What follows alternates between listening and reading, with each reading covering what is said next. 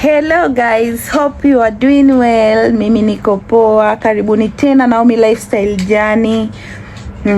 Leo ni siku ya 11. Jana ni siku ya 10, sikuweza kurekodi chochote, lakini bado naendelea guys, bado naendelea japo sijaweza kuposti, nilikuwa sijisikii vizuri sana plus ubize wa maisha, but mimi bado ninaendelea. Of course nimeanguka hapa na pale, nimejikuta nimekula vitu ambavyo sikupaswa kula, lakini guys, kesho Mungu akitupa uzima, bado tunaendelea na safari ya kupungua uzito.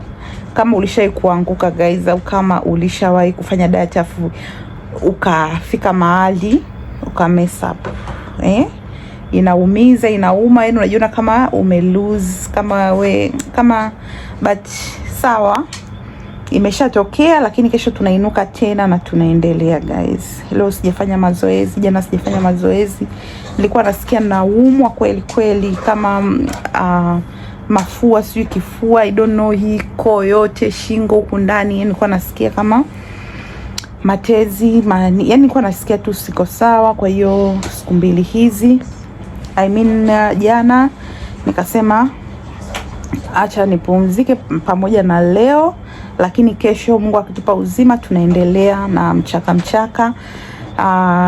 Na kitu kingine ambacho nahitaji kuimprove, namuomba tu Mungu anisaidie niweze kuwa imara, yani kusimamia, ni mambo ya chakula guys. Chakula mimi kuna mahali kama ninafeli,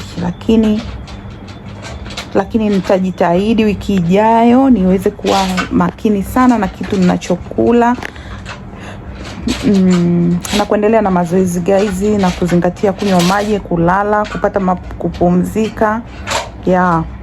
Kwa hiyo ndio hivyo guys, nimesema niwape update, msije mkashangaa kwamba what happened, lakini ndio hivyo, nimesema niwape hiyo update kidogo, then tukutane kesho Mungu akipenda, tuendelee na mchaka guys. Mimi si give up. Najua kuna mtu pia weekend anaweza kawa ameanguka au amekula kitu ambacho sio. Sometimes ni nzuri kujispoil, lakini tuamke kesho tuendelee na mapambano guys. Niwatie moyo, kama umeanguka usikae hapo, tuinuke, tuendelee kupambania afya zetu, tusichoke, tusikate tamaa.